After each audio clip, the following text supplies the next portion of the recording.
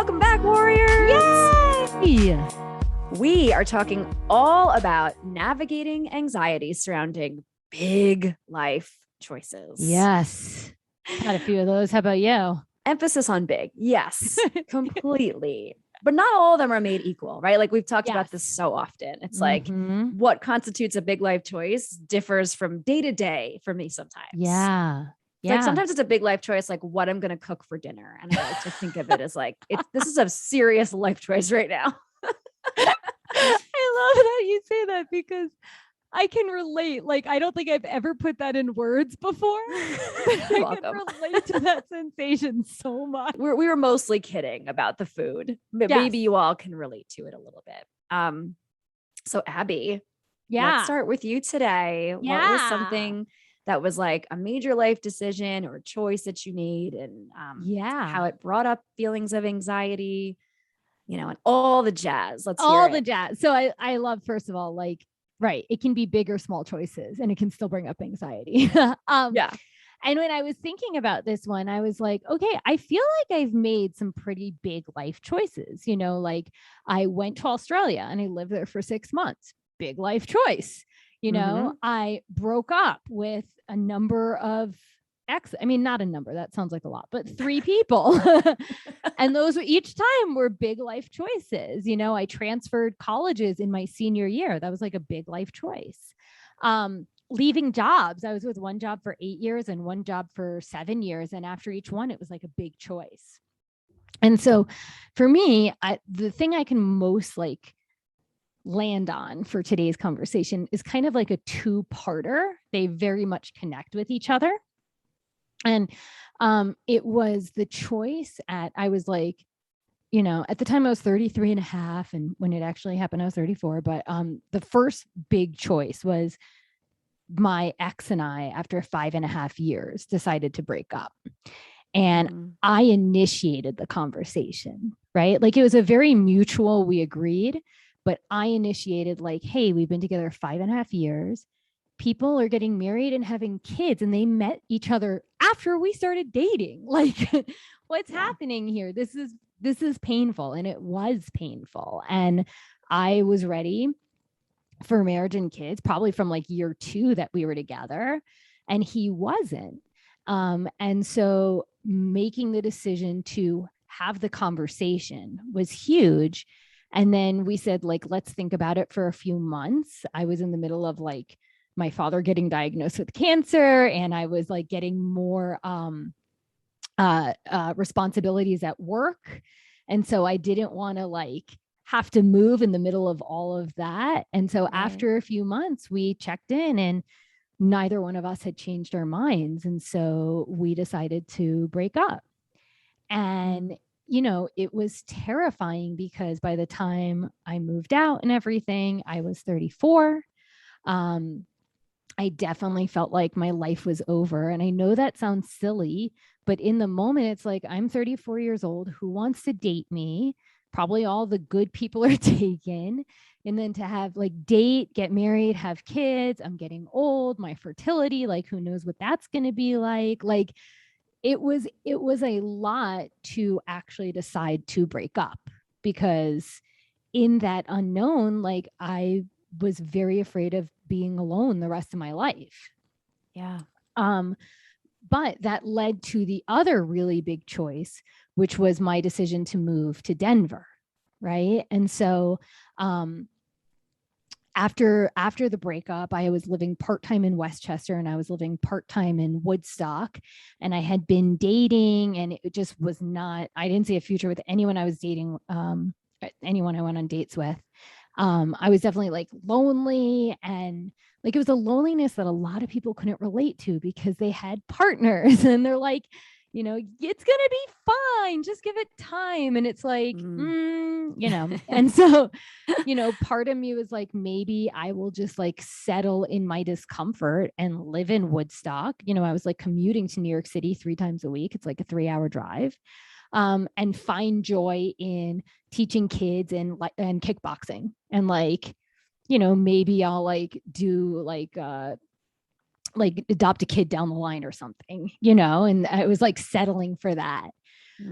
But then a family friend had road tripped, and he came back, and he had gone to Denver, and he really wanted his daughter to move to Denver. He was like, it's an awesome place. And so he asked me if I would go with his daughter. We're similar in age, and check out the place with her.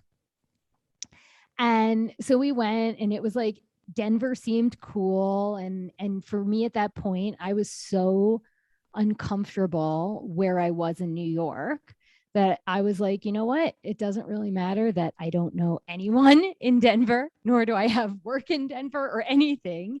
I just decided to do it. And, for me, it was like, I mean, there was so much anxiety around this. There was anxiety both ways. There was like the anxiety of staying, and at least I knew the discomfort, but it was really uncomfortable. Like it was, there was a point where, after the breakup, I'm like, 34 and I'm living with my parents, and sure, there's circumstances around it, but it still didn't make me feel good, and then there's like, anxiety about being alone the rest of my life, because Woodstock has a lot of older people, not really people my age. So dating is very challenging in that area. And then, there's anxiety of moving somewhere new and not making friends and not getting a job and being lonely in a new city. And so it was really hard for me at the very beginning to decide. And then, I was like, you know what? I'm just going to go. I'm going to go to Denver. And the moment I said that, like, all these people were like, you should do it. Like, I remember like a text message from you, like totally like supporting me on my move. And another one from Lauren, like, this sounds like a really good move for you. And even just like some random like coworkers at a restaurant that I was like working on in part-time were like, no, this sounds like you feel stuck, and at least this will like unstick you. So basically I like packed up my car with anything like I would want to live in Denver. And I told myself that I would give myself 6 to 12 months, because the thing is that when I moved to New York City, I hated it. I hated New York City, living in New York City so much. Like there's the sounds, and there's the people, and there's the rush, and there's like being surrounded by people, but no one interacts with each other. But then the only ones that interact with you want something from you, and it just was so like draining for me. That part of me was like, well, maybe I'm just like a upstate type of gal. And, maybe I won't even be happy in Denver because it's another city. So, I told myself I would give myself 6 to 12 months and, and then figure it out from there. And that since I was already, lonely in Woodstock, like I already know that feeling. So I can be lonely in another state if that's what's going to happen. The only thing that was like really hard, even after I made the decision to go, was I had a lot of anxiety about leaving my mom. Also because she was caring for a family member that was ill, not my dad. And so I just felt a little like I was abandoning her, by moving, but I also knew that if I stayed, I'd be abandoning myself, Yeah. So, I feel like when we're thinking about making big life choices, or at least for me, like part of it really is being able to reach out to people and get their opinion, and so I definitely reached out to as many friends as possible, and everyone was supportive. Everyone was like seeing that I wasn't exactly happy in my current state. And, the one thing that really stuck with me was just how many people were like, you did such an act of bravery ending a comfortable relationship with your ex. Like, you can do this. You can do this act of bravery. And like, you're not a failure if you come back. Right. Because I think that was some of the fear too, is if I moved to Denver, and then like, I didn't like it and I came back to Woodstock, like there would be some like, I failed at moving, which is ridiculous. Yeah. So definitely like friends cheering me on and just curious about the possibility, and, like hoping that I would meet someone. So this is embarrassing, but I'll share it. When I started Googling about Denver, there was this thing, I'm so embarrassed, how they call Denver Menver, because it's one of the few cities that there's a higher ratio of men to women. Huh. That's interesting. So it gave me hope. It gave me hope. And I mean, even now, I mean, I told a few people that, but even now I'm like cringing inside. It just sounds cheesy. It's so I mean, it's just a fact, but they kind of painted it as this cutesy almost. Yeah. Weird. Right. Yeah. And also like, it's embarrassing that it's like, well, yeah, part of the reason I moved here was hope to meet someone, even though that's not embarrassing. It's just, it's hope. Yeah. So basically when I made the decision, I still had like anxiety hanging out with me. Anxiety was definitely like, but what about this? But what about this? And how are you going to do this? But I just like, I made the decision to go. So anxiety didn't really, anything it said, I was just like, yeah, but it's not great here. So it's just going to be new. Yeah. And so, I packed up my car. I drove cross country by myself. Anything that didn't fit in my car, I got rid of, or like a couple things I left at my mom's, but not a lot. And so that proved to me like, wow, you can drive cross country by yourself, and I stayed with friends along the way. I saw some family, like, I know you'll appreciate this line, but it proved to me that I could do hard things. Right. Yes. And then when I got to Denver, I had an Airbnb ready for me for 2 weeks. So I was like, now it's time to find an apartment. And I did it, and again, it was like, okay, I can do these things. And it was perfect because it was like in the price range I was looking for, but also it was a 6-month lease. I was taking over someone else's lease so they could go buy this house. And so it was like, okay, I'm not stuck here. Right. Shorter commitment. Yeah. And then, to make my anxiety feel better, when I got there, like I signed up for improv, because one of the things my anxiety said is like, you're 34, or at this time I'm 36 now, you're not gonna make any friends. Making friends is really hard, And so I signed up for an improv class, and now I have friends from improv. Right. So that worked out. But, really, the hope is what really pushed me to get to Denver. And so the one part of the story that's like, extra special in this is that when I was visiting Denver to see if I wanted to move here, I changed my zip code in OkCupid because I did the dating apps, which were extremely stressful for me, but it works out. And there was this guy that messaged me from the Denver area that said, hey, thanks for the tip on taking an attachment quiz. My attachment style is 70% secure, I don't remember the other two, but, X% avoidant, X% anxious. And we like had lots of back and forth nerding out over attachment theory. And when I came to Denver, we had a date on September 30th and we talked all night. And it was like a really nice, easygoing, fun date.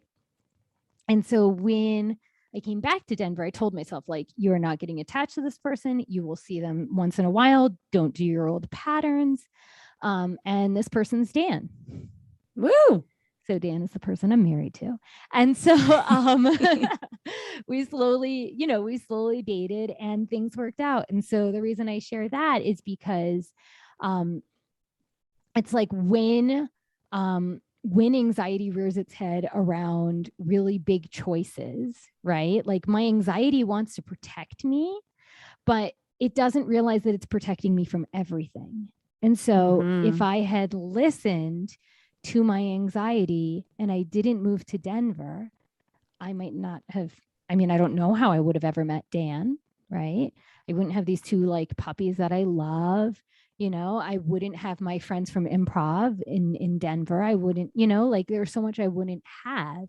And so one of my lessons really just in navigating anxiety with big choices is that like, it's there to protect me, but it's there to protect me from everything. And I don't want to be protected from everything.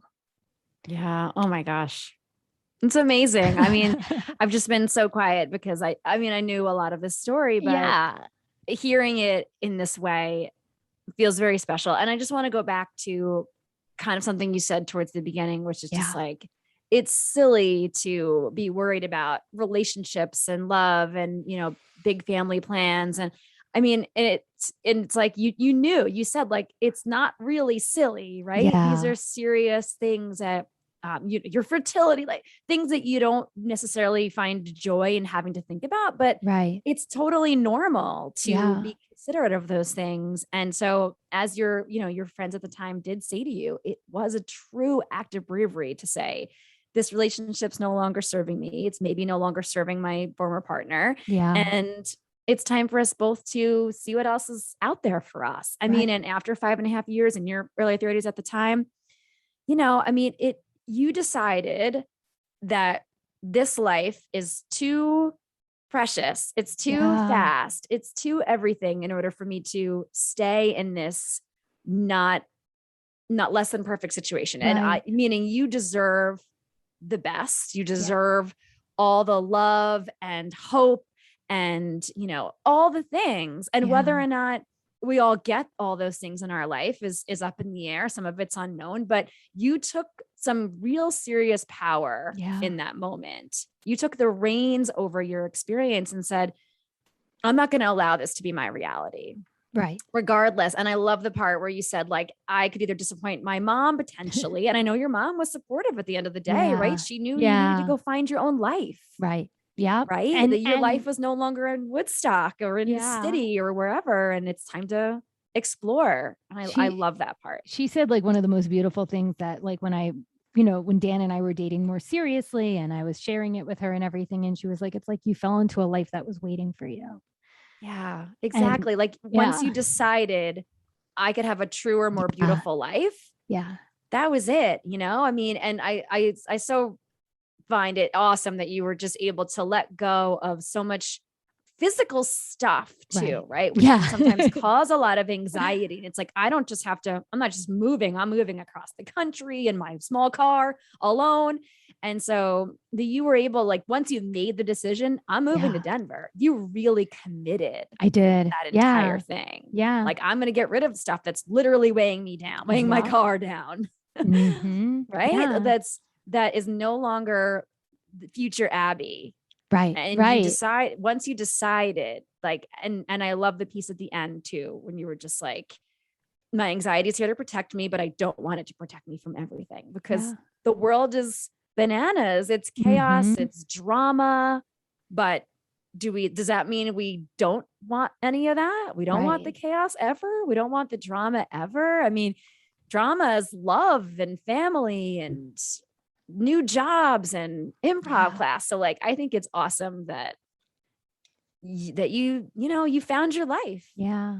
Yeah. And, it was like a couple of things that like what you're saying, like the first thing is with my ex-partner, there was a lot of anxiety actually pushing me to want to end it because the anxiety was, we like each other, like we're friends, but if we continue in this relationship, I'm going to hate him and I'm going to resent him.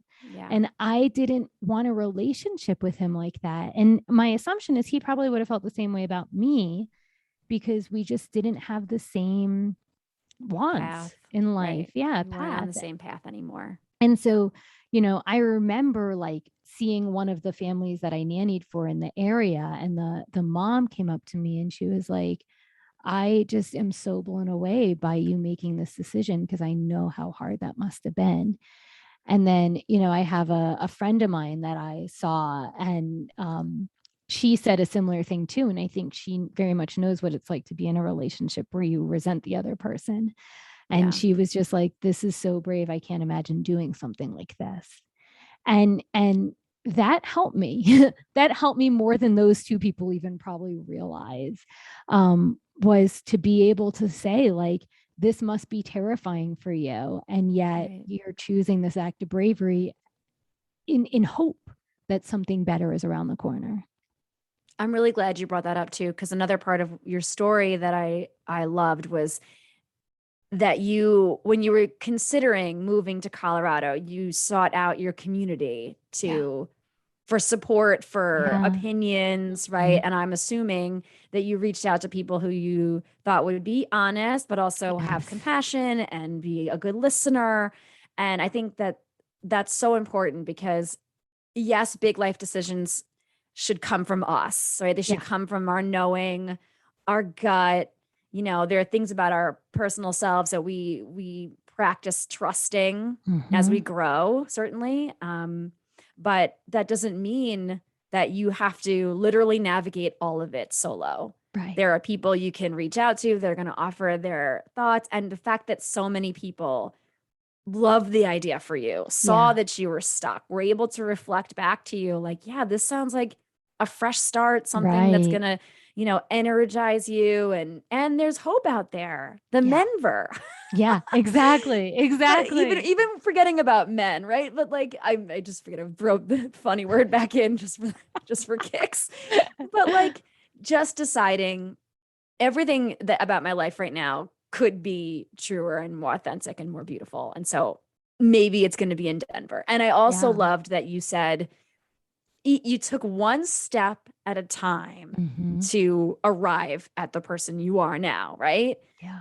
Like one step led to the next step, led to the next conversation, the next person that said something that made me reminded me of my brave, right? And like whatever it is, it doesn't have to be done all at once. Right. Like the decision might feel like it comes at you fast and sounds like you were just like, once you knew, you Yeah. were going to make it happen, come hell or high water. Yeah. Seed was planted. Right. But you still had to take every step that it took. Right. Right. To physically get there. Right. Right. And not let my anxiety get in the way. Yeah. Because there were things that I liked, but it just wasn't enough. It wasn't enough. And I love the story about, because I remember pretty vividly you telling me about Dan taking the attachment style quiz. You're like, I met this guy and he took the quiz. Yes. That was part of my profile. I was like, well, that's it. Like that's it. And I mean, boy, am I glad. Cause it was like, the thing is I had been, dating a number of people, before I met Dan and before I learned about attachment theory. And I was like, okay, something's not working. Something's not like, what is going on? I don't see a future with any of these people. And then when my best friend Claudia suggested learning about attached, and I learned about it, and I was like, oh, I'm the anxious attachment, right? I was like, okay, that's it. Anyone I date needs to know their attachment style. Yeah. And then I put it in there and he took the quiz and he told me, and he definitely is a secure. He didn't lie. So, well, he didn't know necessarily what you were and what you wanted. Right. So like, you'd hope he would be honest about his, where he landed on the scale. Right. Yeah. So interesting. It was, but that won me over. So if anyone out there is dating and needs support, put a quiz in your, your see profile. If the person takes it. Yeah. Right. It's a good sign right there. Here you go. Oh my gosh. I love it so much. Yeah. So, it's just like part of the anxiety was already where I was to make the big choice, but I had been having nonstop anxiety for like 2 years. Right. So it didn't matter if I went to I had to go somewhere and I would still probably have anxiety, but it would be different. It would be different. And it worked out. Yeah. And I like the part when you were just like, I could stay in this discomfort, or I could see what the unknown possibilities discomfort's like. Yeah. And, and it all worked out. It all worked out. Love, love, love. Yeah. So my turn. Let's hear about navigating anxiety with big choices. So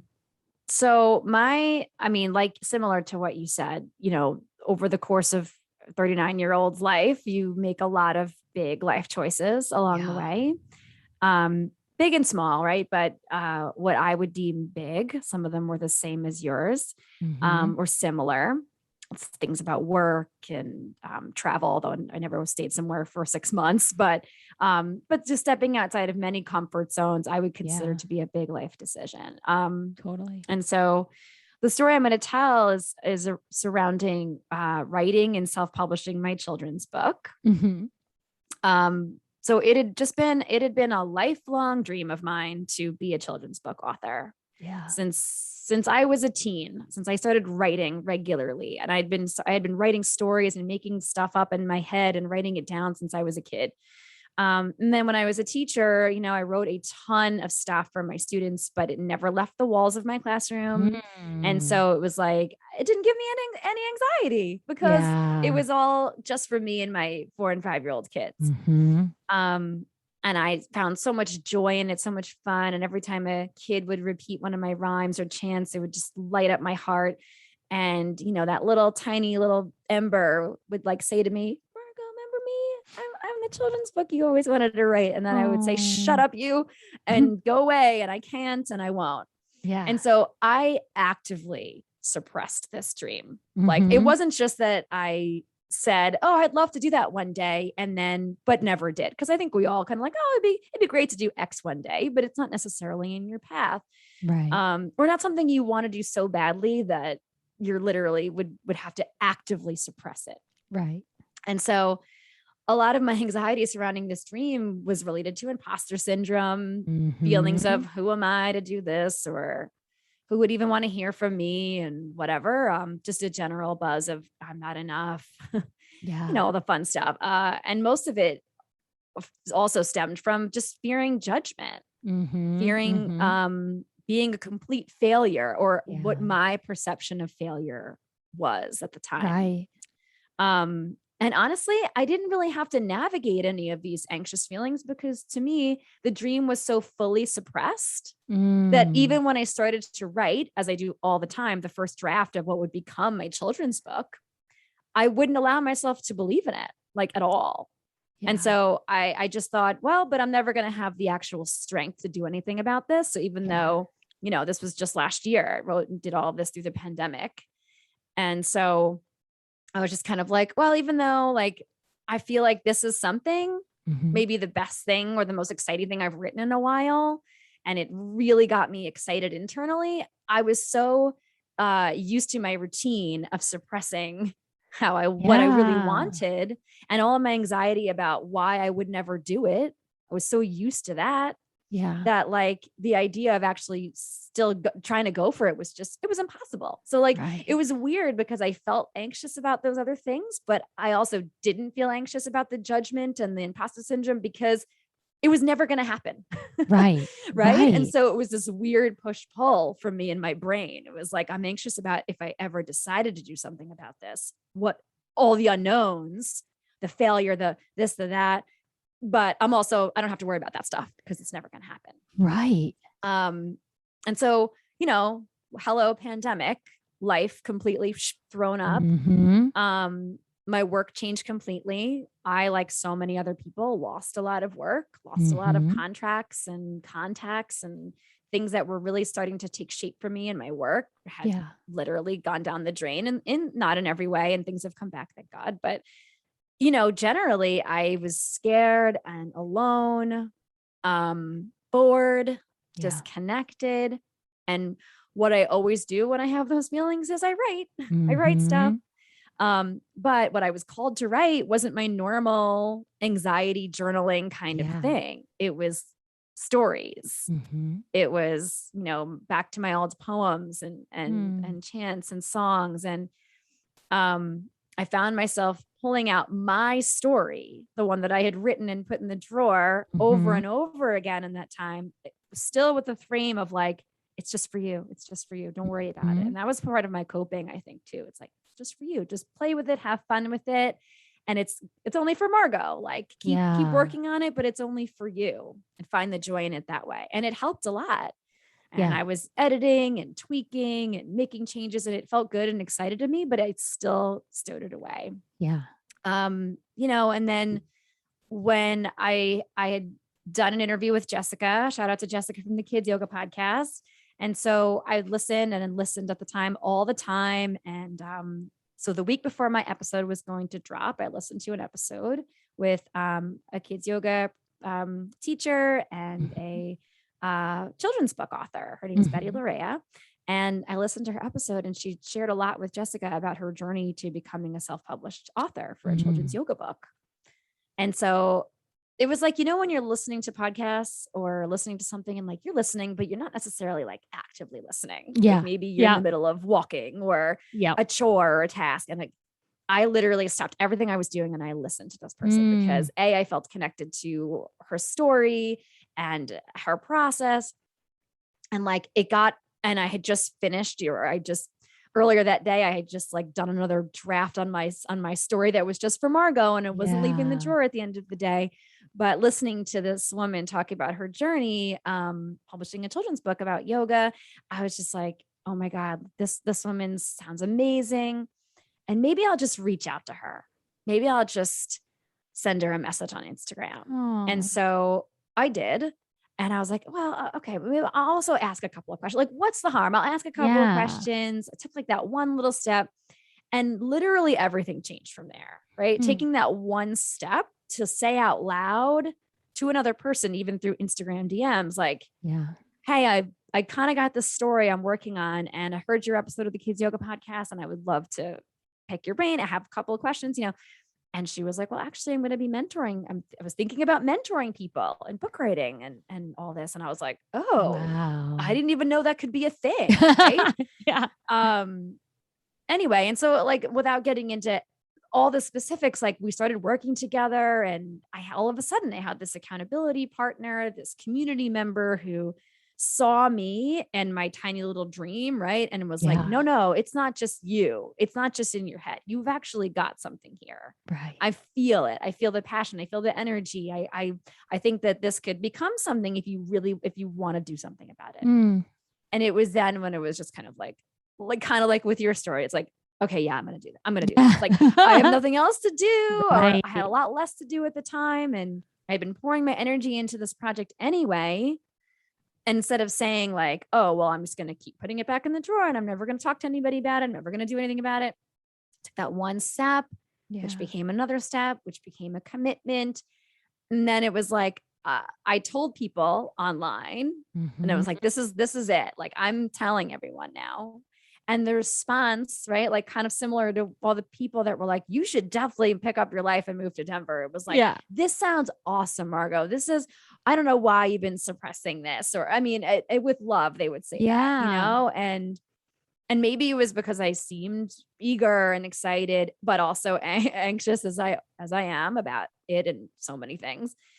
But there was such an outpouring of support from people in the community, in the kids yoga community, certainly from friends and family. And it helped to sort of validate, right? Like, oh, I am maybe enough to give this a go. Right. And even though I had so much anxiety along the way, because everything was a step as opposed to a leap, it felt like I'm in charge of this. I can move as incrementally as I want. I can make all the choices and changes that I need that feel good. It feels scary, but juicy. Right. And so so I had this product, right? I had this book, it's here, it's out in the world. And so like my anxiety had been squashed for a while because of all the outpouring of love. Okay, warriors. So if you can't tell by my tone or maybe the abruptness of the last couple of moments, we had an issue where my power in my house completely shut off. It wasn't just my computer having a glitch. Everything in my home blacked out. So I'm going to pick up where I left off. We did not want to scrap this entire episode because we were really happy with how it was going up until that moment when like fate was like, nope, you need a break. In the middle of your story, take a break. In the middle of your sentence, just like, nope. All right. So to be honest, I have no idea where I left off. Yeah.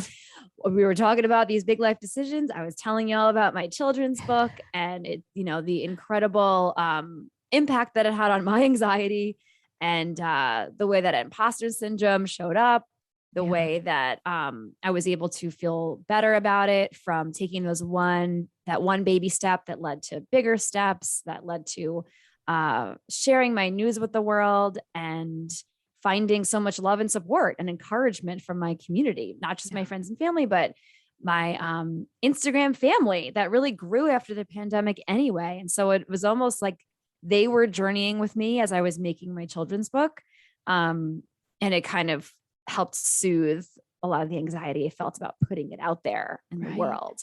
And so I had this physical product. I was ready to launch and I had all my big plans and everything went really, really well. And it was like, here we are, we're at December 4th was my launch date.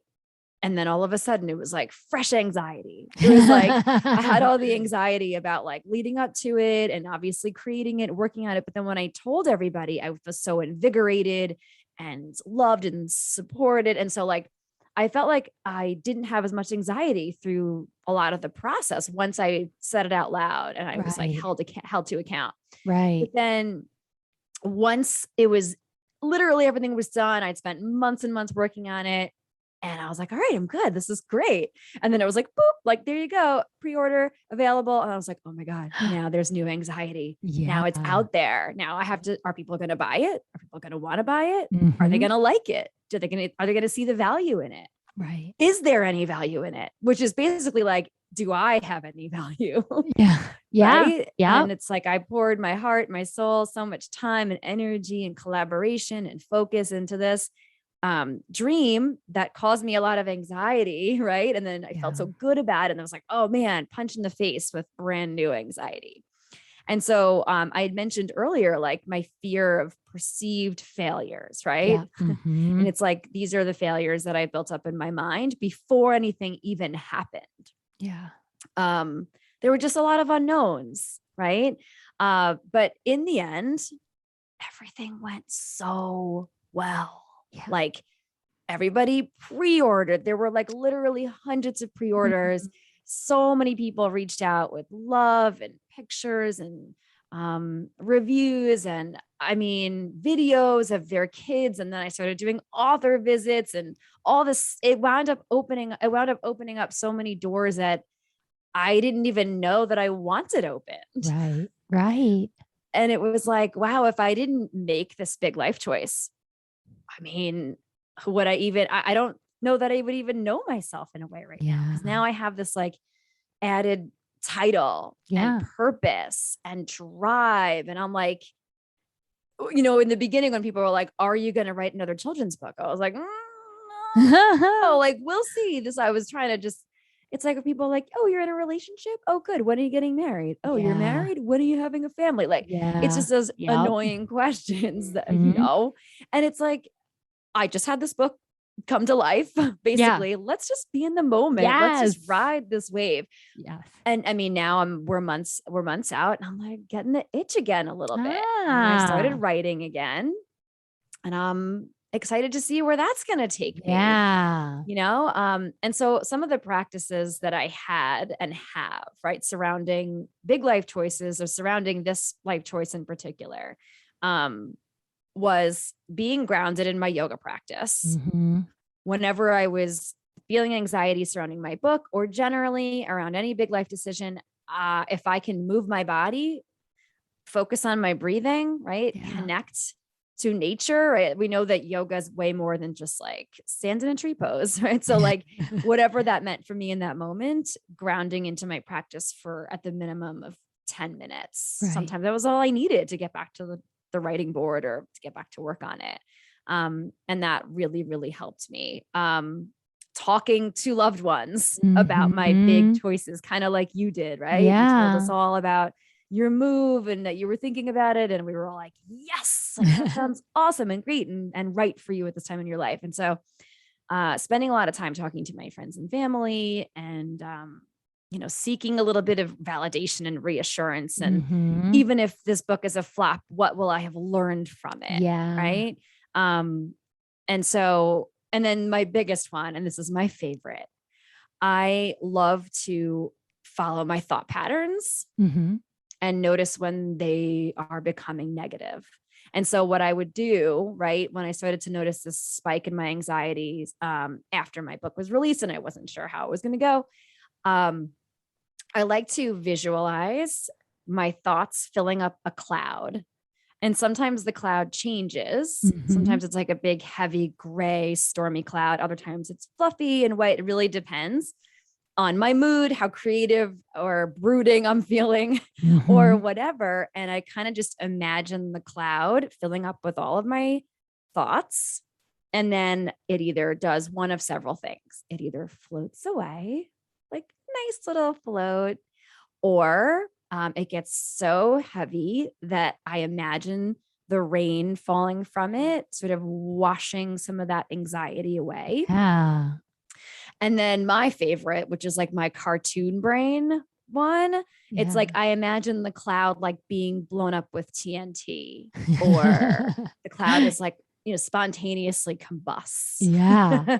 Or something. And so like practicing noticing my thoughts, considering how, if the thoughts were traveling in a positive space, a negative space, and then deciding what I want to do with it. Right. Put them in the cloud. What kind of cloud is it? What do I feel like the cloud needs to do? And whenever I would think about one thing or the other, I would generally feel like a weight lifted off of me. Wow. Yeah. So those are kind of like my big life choice. Yeah. Yeah. Strategies that helped a lot, and I'm grateful for it all. It was just like for you, it's been so rewarding and so fulfilling and fun, and there's possibilities and it's new still. So yeah.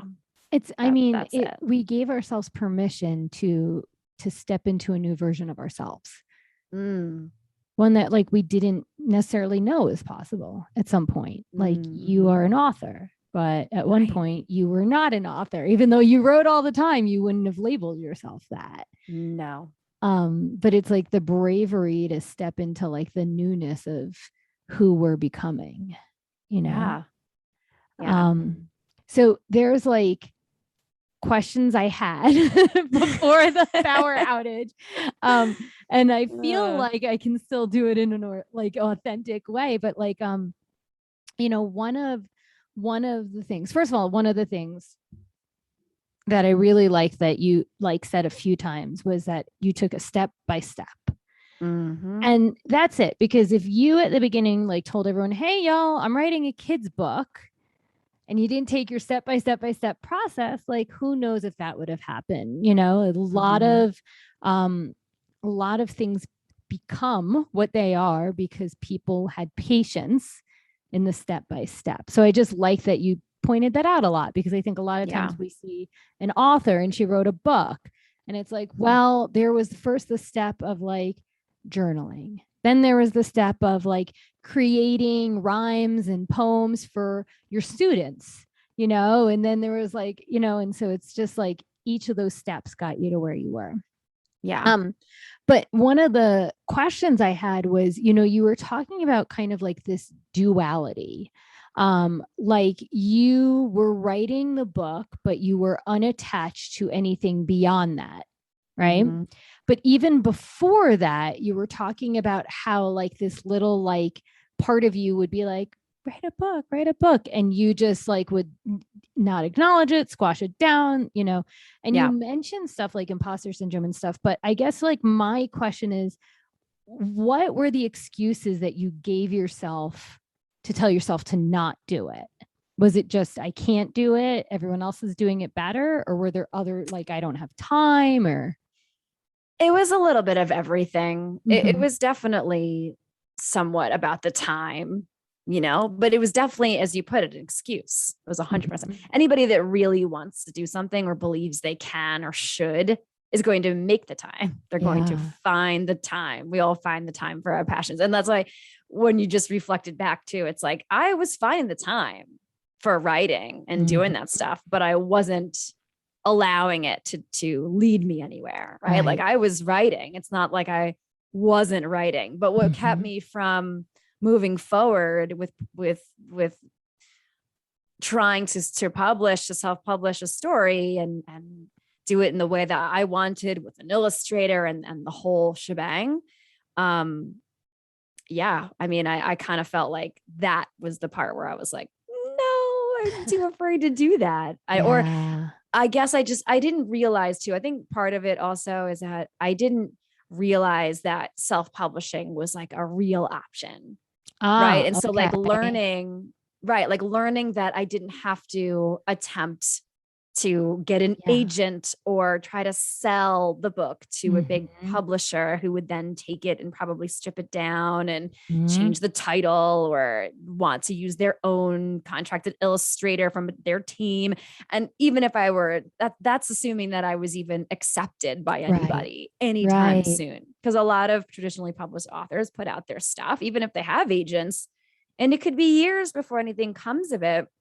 And that's great. And I understand why that path works for a lot of people. Right. For my first story anyway, I really wanted to have full, I could be a little bit of a control freak. I really wanted all the control. And so once I committed to doing it, it was like, I need all the control. I don't want anybody. I was also not open to no, which I think was also a really big win for me. I wasn't open to the word no at that point. Once I was committed to making the book and doing it how I wanted, and I spoke to Betty and I learned about her journey, and her book is beautiful and legit and awesome and being sold in all the major online retailers too. And it's like, I'm not open to no. Yeah. I'm making this happen. I'm only open to yes. So what I really love in this, and I think that a lot of people can relate to, is some of the excuses and some of the boundaries where you didn't want to conform to the way people think they have to publish a book. And your mind got open. You learned, there's other ways that work and fit for you. Right. Because I do think that was always an excuse. It was like, I'm never going to be that kind of writer or author and look, it's would I love to be traditionally published? Yeah, maybe. Like I used to think that was the only way. That's the only way a person becomes an author, is to go to, Houghton Mifflin or HarperCollins or whatever and get a book deal. And that's the only way you get to have that title. And there are so many cool ways to become an author, Right. You write something, you put it out to the world. I mean, technically you could be the author of lots of things. It doesn't have to be a book, right? Yeah. Like you were an author of meditations, and it's like you publish something, you put it out, the world can see it, they can hear it, they can touch it, they can view it. And it's as real as you or I. Yeah. Love that. Yeah. Love it. Thank you for reflecting that to me. Yeah. So win of the week. Win of the week. Win of the week. Oh, I'm going to stop now. Okay.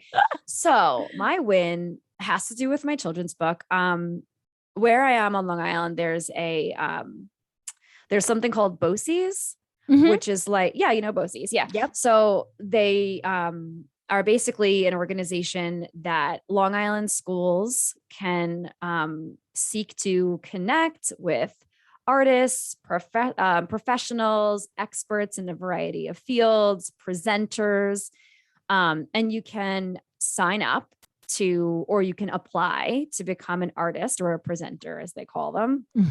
And what that means is you have fill out an application and you tell them all about who you are and the services that you offer. And, you put down a price and, what people can expect if they were to reach out with interest in working with you.